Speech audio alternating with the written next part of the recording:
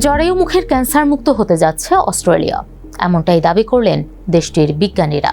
তাদের মতে সঠিক টিকাদান এবং নিয়মিত পরীক্ষার মাধ্যমে 1 দশকের মধ্যে জরায়ু মুখে ক্যান্সার শতভাগ নির্মূল হয়ে যাবে। কিন্তু প্রশ্ন হলো, ক্যান্সার কি সত্যিই পুরোপুরি নির্মূল সম্ভব? কিভাবে তারা এটি করতে চায় সেসবই জানার চেষ্টা করি টিবিএস এক্সপ্লেইনারে। সঙ্গে আছি আমি বর্ণা দাস। 5+ স্টার রেটিং প্রাপ্ত দেশের সর্বোচ্চ বিদ্যুৎ সাশ্রয়ী ওয়ালটন এসি। স্মার্ট কমফোর্ট এখন নেক্সট লেভেলে।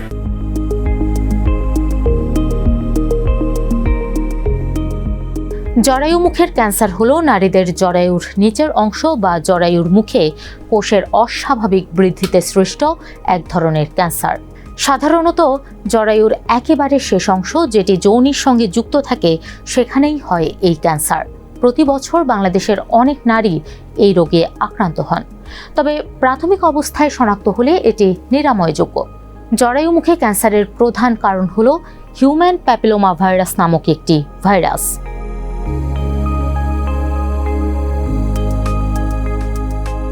দুটি প্রধান উপায়ে এই লক্ষ্য পূরণে কাজ করছে অস্ট্রেলিয়া: টিকাদান ও স্ক্রিনিং বা পরীক্ষা। বিশ্বের প্রথম দেশ হিসেবে 2007 সালে জাতীয় পর্যায়ে HPV ভ্যাকসিন কর্মসূচি শুরু করে অস্ট্রেলিয়া। 2013 সাল থেকে পুরুষদেরও এই টিকার আওতায় নেওয়া হয়েছে। প্যাপস্মিয়ার পরীক্ষার পরিবর্তে 2017 সালে আরও সংবেদনশীল HPV টেস্ট শুরু করেছে অস্ট্রেলিয়া, যা প্রতি 5 বছর অন্তর করতে হয়। এছাড়া প্রত্যেক নারী নিজেই নিজের নমুনা সংগ্রহ করতে পারেন, যা পরীক্ষার প্রক্রিয়াকে অনেক সহজ করে দিয়েছে।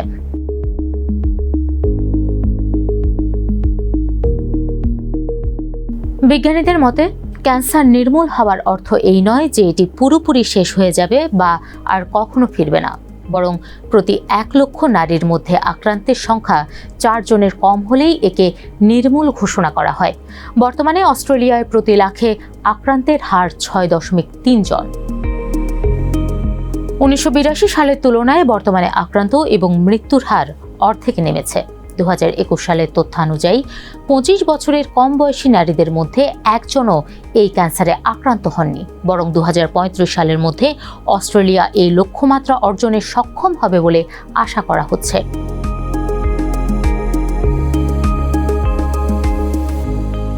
সবকিছু ইতিবাচক মনে হলেও কিছু বাধা এখনও রয়ে গেছে।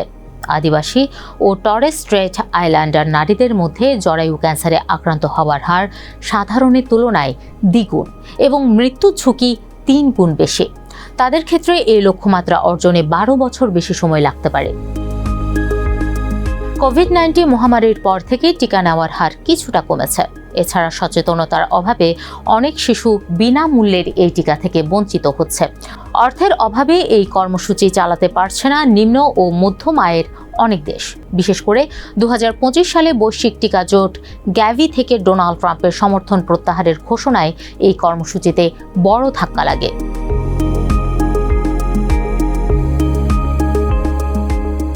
অস্ট্রেলিয়ার এই সাফল্যে উদ্বুদ্ধ হয়ে একই লক্ষ্য নির্ধারণ করেছে সুইডেন, রুয়ান্ডা ও যুক্তরাজ্য।